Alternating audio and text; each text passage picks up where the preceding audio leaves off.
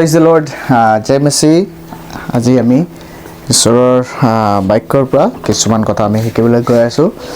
আৰু আজিৰ মোৰ বিষয়বস্তুটো হৈছে পাৰ্পজ অফ লাইফ জীৱনৰ উদ্দেশ্যৰ বিষয়ে আমি যেতিয়া আমাৰ জীৱনত যদি আমি জীৱনৰ উদ্দেশ্য আমি বিচাৰি নাপাওঁ তেনেহ'লে আমি নিজৰ যি উদ্দেশ্য আছে জীৱনৰ সেই উদ্দেশ্যটো যি ঠাইৰ কাৰণে ঈশ্বৰে আমাক সৃষ্টি কৰিছে সেই ঠাইলৈকে আমি কেতিয়াও নিৰ্দিষ্ট সময়ত আমি গৈ পাবলৈ আমি নোৱাৰিম সেয়েহে আমাৰ জীৱনৰ সেই উদ্দেশ্যত আমি গৈ পোৱাৰ কাৰণে আমাৰ জীৱনত আমি এটা ক্লিয়াৰ সম্পূৰ্ণ সফা এটা দৃষ্টিকোণ হোৱা দৰকাৰ আছে আৰু লগতে আমাৰ জীৱনৰ লগত জড়িত এই সকলো সেন্স অফ লাইফ না আমাৰ জীৱনৰ প্ৰতি sense of self sense of life নিজৰ জীৱনৰ প্ৰতি আৰু নিজৰ প্ৰতি আমি তাৰ অনুভৱ তাৰ আমাৰ অনুভৱ এক্সপিৰিয়েন্স লোৱাটো বিৰাট দৰকাৰ আছে কেতিয়াবা কি হয় আমি নিজৰ জীৱনৰ উদ্দেশ্য আমি কেতিয়াবা তাক আমি ফিল নকৰোঁ গতিকে সেইকাৰণে আমাৰ জীৱনৰ যোনটো সত্যতা আছে সেই সত্যতাৰ ওপৰত সেই ভেলু আমাক কিহৰ কাৰণে সৃষ্টি কৰা হৈছে সেই সম্পূৰ্ণ ভেলুটো আমি নিজে বাছি ল'ব নোৱাৰাৰ কাৰণে আমি আমাৰ ষ্টেটাছ আমাৰ যোনটো পজিশ্যন সেইটোৰ ওপৰত আমি নিৰ্ভৰ কৰি আমি জীৱনটো আমি নিজৰ জীৱনৰ অৰ্থ বুলি আমি ঘোষণা কৰোঁ অথবা সেই ঠাইত আমি সন্তুষ্ট লাভ কৰিব পাৰোঁ গতিকে আমি নিজকে এই কথাটো সুধি লোৱা দৰকাৰ আছে কি একচুৱেলি আমি সেই ঠাইত বা সেই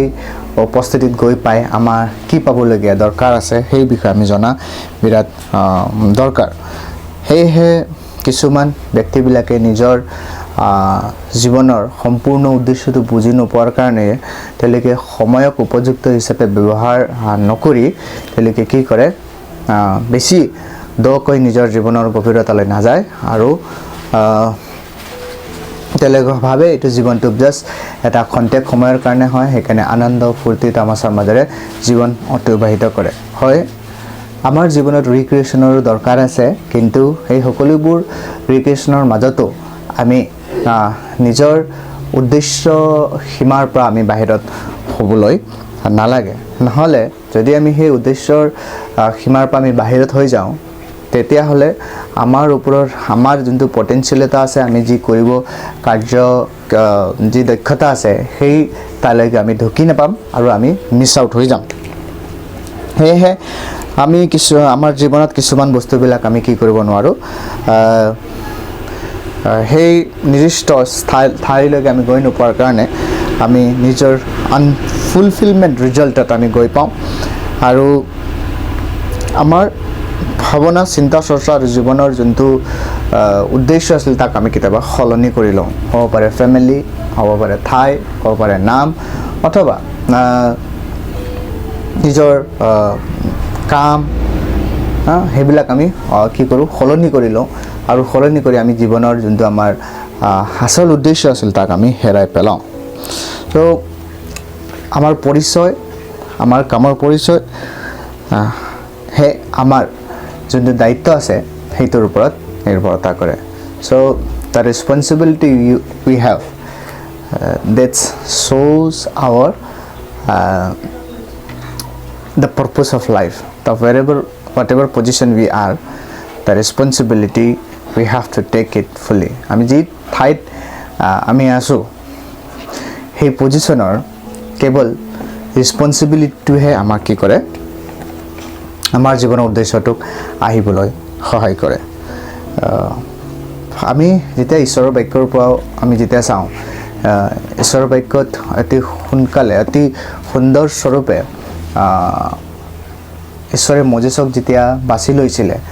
যাত্ৰাৰ অধ্যায় 3 পদত আপুনি তাতে দেখিবলৈ পাব কি মজেছে 40 বছৰ ৰাজ দৰবাৰত নিজৰ জীৱন অতিবাহিত কৰাৰ পাছত সেই ঠাইত কিছু এটা ঘটনা হোৱাৰ কাৰণে তাৰপৰা তেওঁ আকৌ পুনৰ এবাৰ নিজৰ পাছত বেলেগ ঠাইলৈ যায় আৰু সেই ঠাইত তেওঁ জেত্ৰ যোনটো তেওঁৰ শহুৰ হ'বলগীয়া আছিলে তেওঁৰ তাত গৈ ভেড়া চৰাই আছিলে আৰু সেই ভেড়া চৰা হৈ থকা সময়তে ঈশ্বৰে তেওঁক মাত দিয়ে আৰু তেওঁক এটা দৰ্শন দিয়ে তো আমি দেখিবলৈ পাওঁ কেতিয়াবা আমি নিজৰ জীৱনত যেতিয়া আমি এটা সুন্দৰ ঠাইত এটা ঠিক ঠাইত এটা সিকিউৰ ঠাইত আমি থকাৰ পাছতো আমাৰ নিজৰ জীৱনৰ উদ্দেশ্যটো আমি গৈ নোপোৱাটো আমি দেখিবলৈ পাওঁ মজে যিহেতু সি ৰাজ দৰবাৰত আছিল আৰু সি এটা ভাল শিক্ষা পাইছিল এটা সুন্দৰ পৰিস্থিতিত আছিল সুন্দৰ পৰিৱেশত আছিল তথাপিতো সি নিজৰ জীৱনৰ উদ্দেশ্যটো সি বিচাৰি পোৱা নাছিল আৰু সেই কাৰণে সি ঘূৰি গৈ এটা সময়ত যেতিয়া মাউণ্ট চিনাইত সি যাই কিনে তাতে থিয় হয় গৈ পায় সেই মাউণ্ট চিনাইতে ঈশ্বৰে তাক দৰ্শন দিয়ে আৰু সেই দৰ্শনৰ পাছতে তাৰ জীৱনটো ঈশ্বৰে পৰিৱৰ্তন কৰে সেইকাৰণে মই আপোনালোকক ইয়াত আপোনালোকক উৎসাহ কৰিব খুজিছোঁ কি ঈশ্বৰ যেতিয়া আপোনাৰ জীৱনত আপোনাক কিবা এটা উদ্দেশ্যৰ সৈতে ঈশ্বৰে বাছি লৈছে ঈশ্বৰৰ এটা উদ্দেশ্য লৈ আপোনাক বনাইছে আৰু সেই উদ্দেশ্যৰ ওপৰত আপুনি দৃষ্টি ৰাখি নিজৰ জীৱনৰ সম্পূৰ্ণতাটো আপুনি লাভ কৰিব পাৰে সেই ঈশ্বৰে আপোনাক আৰু মোক সেই সম্পূৰ্ণতাত ৰাখি কিনে ঈশ্বৰে সৃষ্টি কৰিছে আৰু আমি তাক পোৱাৰ কাৰণে ঈশ্বৰৰ ওচৰত অহাটো দৰকাৰ হ'ব পাৰে সাংসাৰিক আমি বিভিন্ন ধৰণৰ দক্ষতাবিলাক আমি প্ৰাপ্ত কৰিছোঁ কিন্তু সেই সম্পূৰ্ণ দক্ষতা প্ৰাপ্তিৰ পাছতো ঈশ্বৰৰ যদি অভিষেক আৰু ঈশ্বৰৰ যদি আশীৰ্বাদ আৰু অনুগ্ৰহ আমাৰ লগত নাথাকে তেনেহ'লে আমি সেই ঈশ্বৰৰ সেই উপযুক্ত ঈশ্বৰে কৰি দিয়া ৰাখি দিয়া সেই সম্পূৰ্ণ তাত আমি গৈ নাপাম আৰু তাৰ পাছত আমাৰ কি হ'ব পাৰে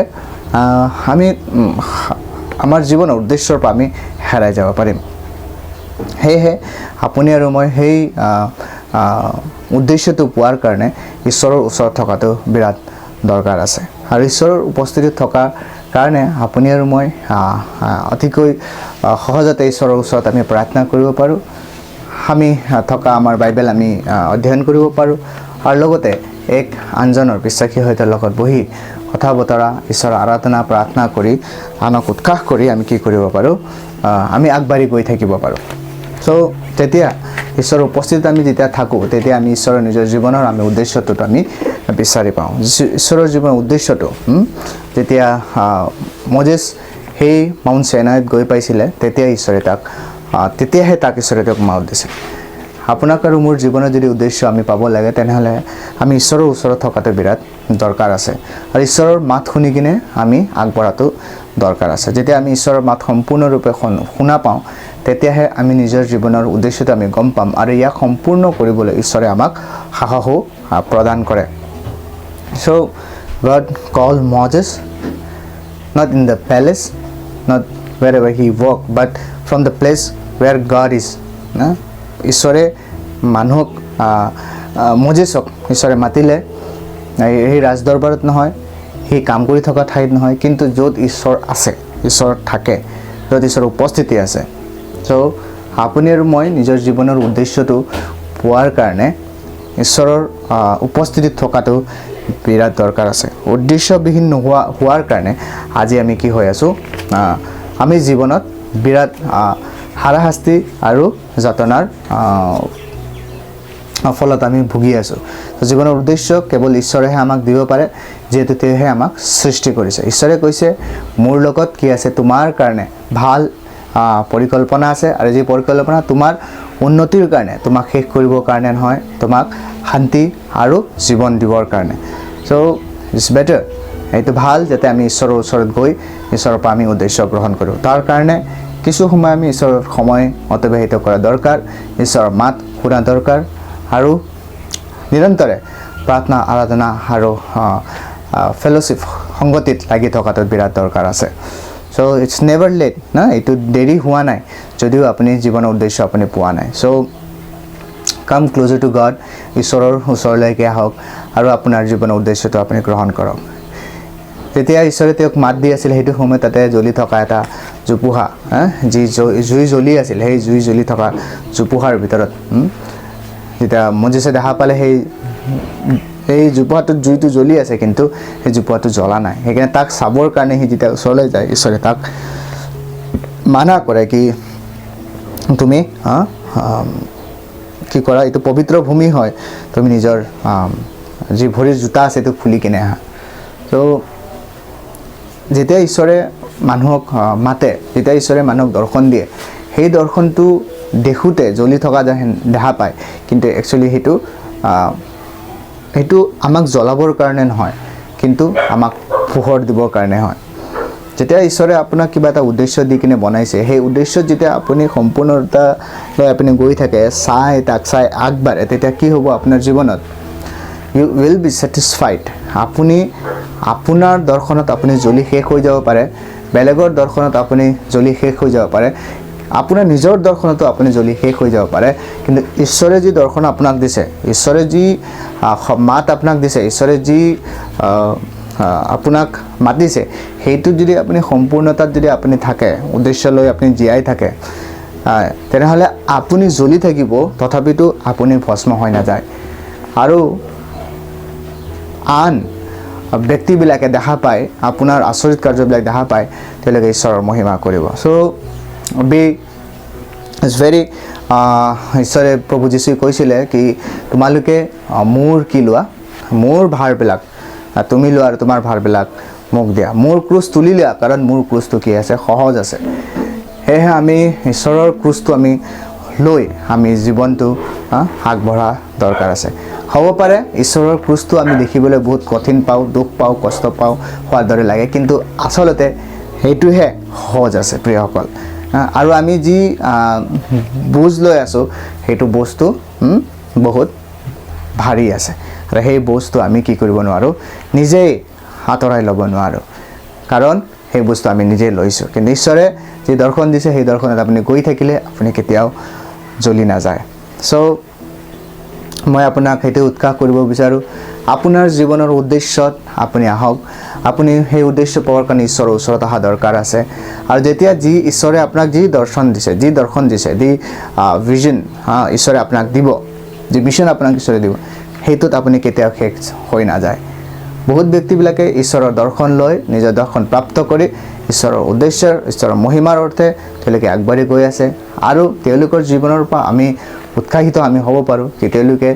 এই বিভিন্ন দুখ কষ্টৰ মাজেৰে যোৱাৰ পাছতো তেওঁলোকে কেতিয়াও শেষ হৈ যোৱা নাই আশা কৰোঁ আজিৰ এই বাক্যৰ পৰা আপোনালোকে আশীৰ্বাদ পাইছে আৰু আগন্তুক দিনত আমি পুনৰ এবাৰ আপোনাৰ লগত ঈশ্বৰৰ বাক্য লৈ আপোনাৰ ওচৰলৈ আহিম তেতিয়ালৈকে